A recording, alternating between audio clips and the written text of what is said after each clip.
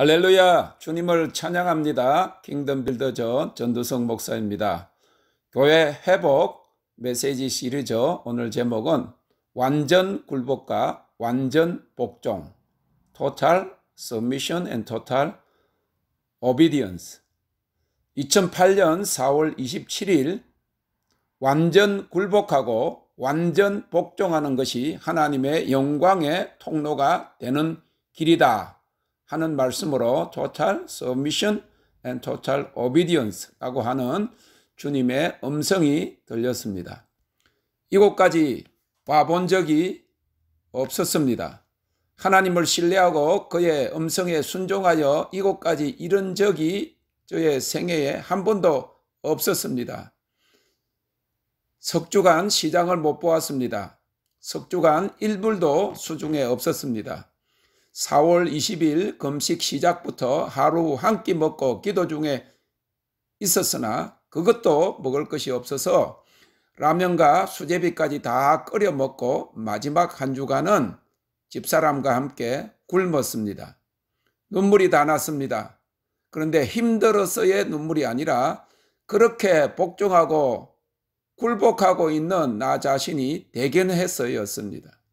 집 월세와 막내딸 학비는 뒷전이고 선교센터에서 집을 비우라는 5월 18일까지 21일 남았습니다. 그때 들려온 하나님의 음성이 영어로 Total Submission and Total Obedience 였습니다. 불어를 배웠다면 불어로 하셨을 수도 있었을 것입니다. 여기까지 올 줄 미처 생각지도 못하였습니다. 2005년 5월 31일 새벽 3시에 벌떡 깨우시며 내가 믿으면 하나님의 영광을 보리라는 음성이 벽시계로부터 이마에 레이저 광선같이 쏘아져서 들려온 이후에 꼭 한 달 후에 Faith Test, 믿음 시험이라고 하는 음성이 옆구리에 들려왔습니다. 어릴 때부터 주일학교를 다녔고 거제도 첫 기도원을 개척하고 시골 교회를 심호하시는 전도사님의 맏아들로 19살 때 고등학교 3학년 겨울방학 때 성령을 체험하고 신학교를 졸업하고 선교사와 목사와 신학교에 교수하다가 늦게 미국 와서 박사학위를 끝냈지만 영문도 모르게 돌아갈 길을 막으신 지 2년 후부터 시작된 믿음과 순종의 길이었습니다. 하나님을 믿기로 작정하고 아내까지 일을 그만둔 상태에서 누구에게 사정을 이야기하거나 후원을 요청하지 않기로 하고 시작한 굴복과 복종의 기간이 3년을 한 달 앞둔 시점이었습니다. 오후에 산책하면서 아내 사라가 평안이 있다고 말하였습니다. 하나님께서 이번에는 이사갈 준비를 하되 버릴 것 정리하지 말라고 하시는 것 같다고 하였습니다. 내가 더 넓은 곳으로 가게 하시려는 것이다 라고 대답했습니다. 위로 헬리콥터가 지나가고 있었습니다. 사방이 막혀 있으면 위로부터 구조가 옵니다. 하나님께서 들어서 옮기실 것이다. 시편 18편 19절에 그가 또 나를 넓은 곳으로 인도하시고 나를 기뻐하심으로 구원하셨도다. 오직 하나님께서만 이 상황을 수습하실 수 있으시다. 시편 138편 8절에 여호와께서 내게 관계된 것을 완전케 하실지라. 우리의 손에서 완전히 떠났습니다. 시편 46편 10절 내게 이르시기를 너희는 가만히 있어 내가 하나님됨을 알지어다. 내가 열방과 세계 중에서 높임을 받으리라 하시도다. 내게 이르시기를 이라고 하였습니다.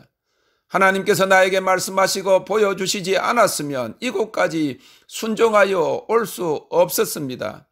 이곳까지 오게 하신 주님께서 끝까지 인도하실 것이다. 절벽 끝까지 이르렀으면 이제 하나님을 믿고 뛰어내리는 길밖에 없습니다. 오는 길에 필리핀 선교사님 부부를 만났습니다. 갈 때가 준비되었느냐고 묻기에 아직 모른다라고 대답하면서 애굽의 군대가 쫓아오고 앞에는 홍해가 가로막혀 있으니 하나님께서 이제 홍해를 여실 것이다 라고 하였습니다. 그러나 홍해가 아니고 요단강입니다.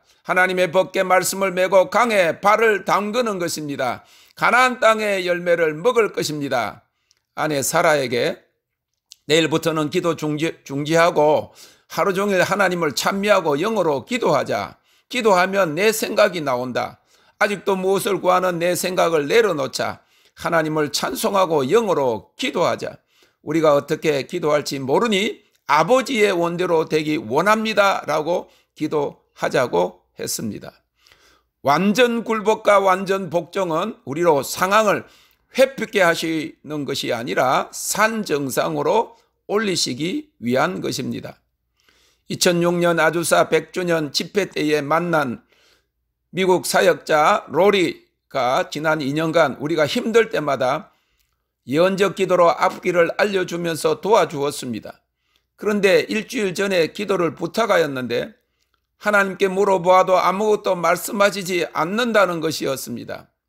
예언사역자인 로리가 보지 못하고 듣지 못하는 이유는 그 믿음과 순종의 여정에서 어느새 우리가 더 멀리 더 높이 올라와 있기에 우리 앞에 우리 위에 있는 것을 보지 못하는 것이었습니다. 에베레스트 산 정상에 올라가는데 로리가 베이스 캠프에 있고 우리는 꼭대기로 올라가고 있으니 우리 앞에 우리 위에 무엇이 있는지를 보지 못하고 듣지 못하고 있는 것입니다. 어떻게 하든지 우리가 올라가고 우리가 정상을 정복해야 합니다.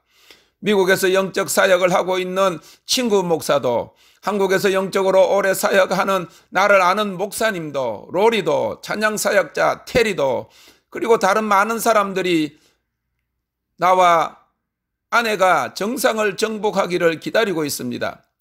자기들이 못 올라오니까 정상 정복자인 우리가 그렇게 되도록 기다리는 것입니다. 영적이지 않은 필리핀 선교사님의 경우는 밑에서 망원경으로 보고 있습니다.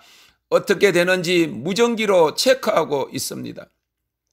고도가 높아질수록 굴복과 복종의 강도가 세질수록 힘이 들고 숨이 막힐 것 같다는 생각이 들었습니다. 7년 전인 2001년에 Come up to the top of the mountain. I will bring you to the spiritual realm. I will bring you to the another realm. 올라오라 올라오라 산 꼭대기로 올라오라. 내가 너를 영적 영역으로 이끌리라. 다른 영역으로 이끌리라 하는 예언을 들었는데 만 8년이 지난 이제서야 산 꼭대기가 가까운 것입니다. 모세에게 출애굽기 3장 5절에 너의 선 곳은 거룩한 땅이니 내 발에서 신을 벗으라 하신 그 거룩한 곳입니다. 시편 24편 3절에 여호와의 산에 오를 자가 누구며 그의 거룩한 곳에 설 자가 누구인가 하신 그 여호와의 산과 그 거룩한 곳입니다. 하나님의 보좌와 지성소요 하나님의 얼굴을 대하는 곳입니다. 하나님의 음성을 듣는 자리입니다. 하나님의 영광을 체험하는 처소입니다.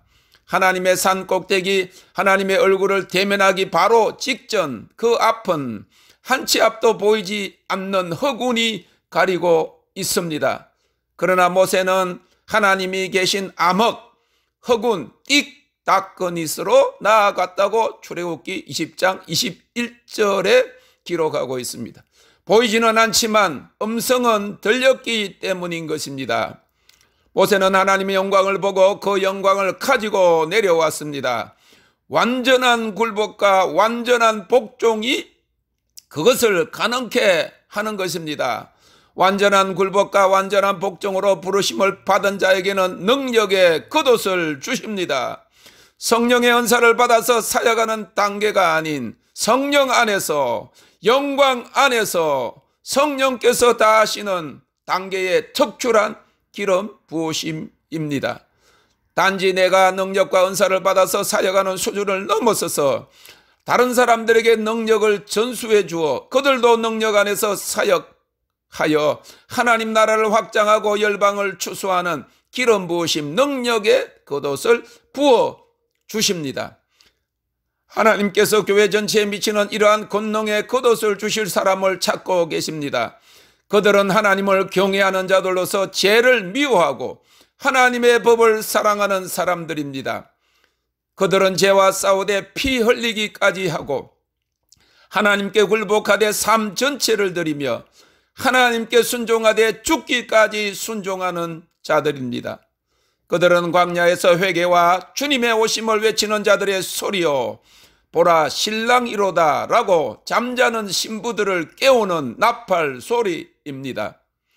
그러한 자들은 마지막 때 전 세계를 향한 영광의 통로요 하나님의 대로가 될 것입니다.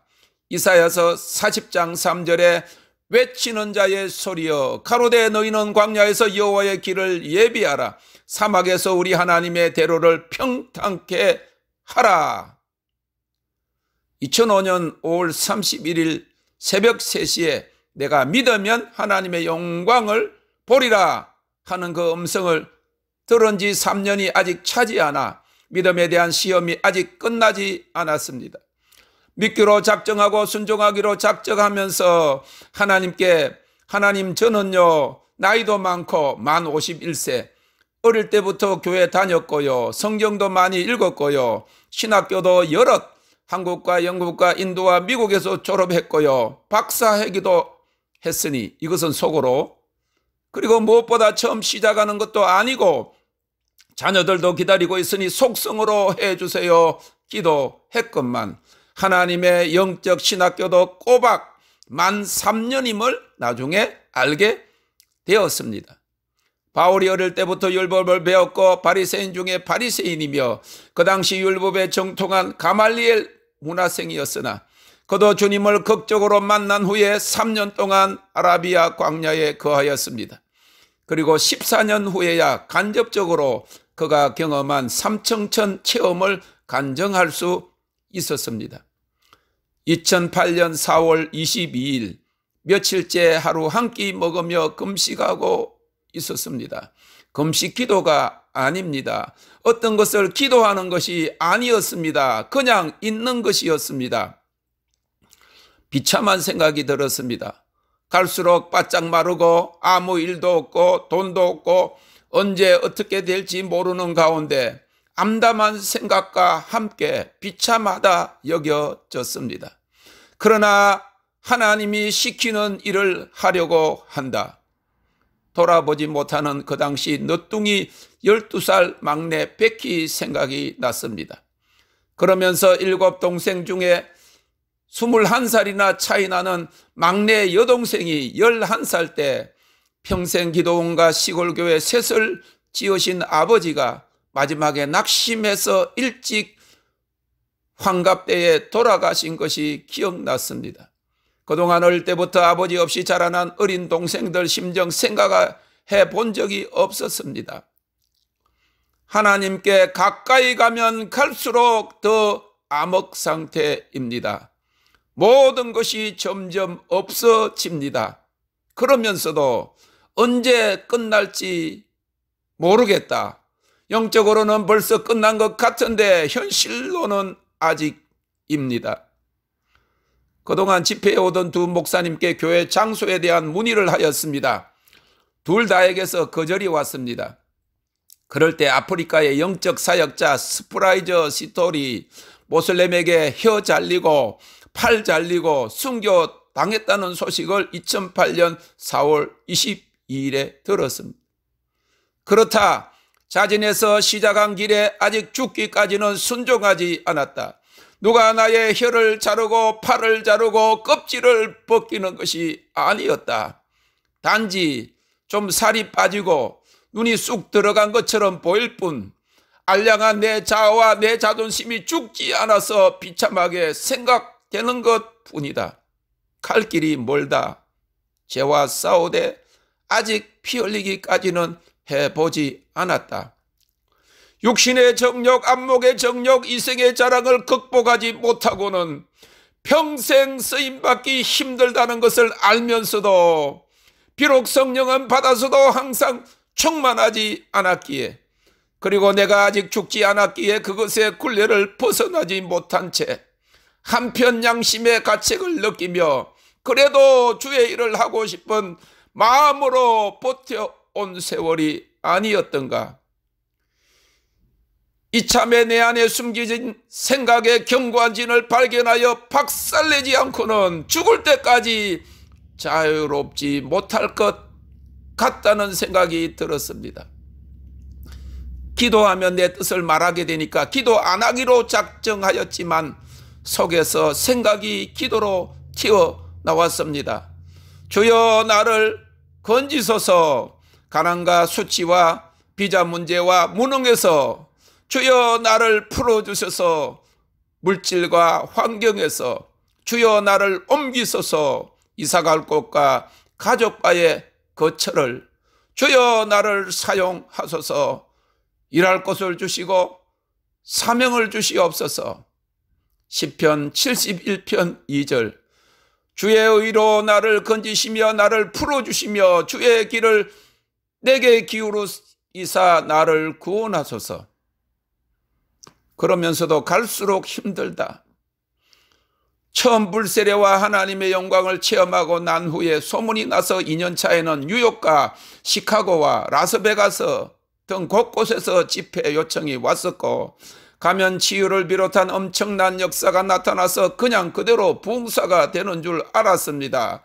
고생 끝인 줄 알았습니다. 이제야 가족을 돌볼 수 있을 줄로 생각했습니다. 그런데 그렇게 1년이 지나 만 2년이 찾아 주님의 음성이 들렸습니다. 전화가 오지 않을 것이다. 전화를 걸지 마라. 정말 다 나를 잊어버린 듯이 혹 죽었다는 소문이 난 건지 전화가 신기하게도 한 통도 오지 않는 것이었습니다. 전화도 할 수 없었습니다. 주님이 하지 말라고 하셨기 때문입니다. 찾는 사람도 없고 일도 시키지 않으시고 돈도 없고 그렇게 1년이 다 지나가고 있었습니다. 한국으로 돌아갈 생각이 났습니다. 죽고 싶은 생각이 들었습니다. 그렇게 순종적이던 아내에게서 핀잔을 듣고 큰 소리로 역정내고 급기야 참지 못해서 리모컨을 내 동댕이 칠 때는 나도 다 때려 부수고 그만두고 싶었습니다.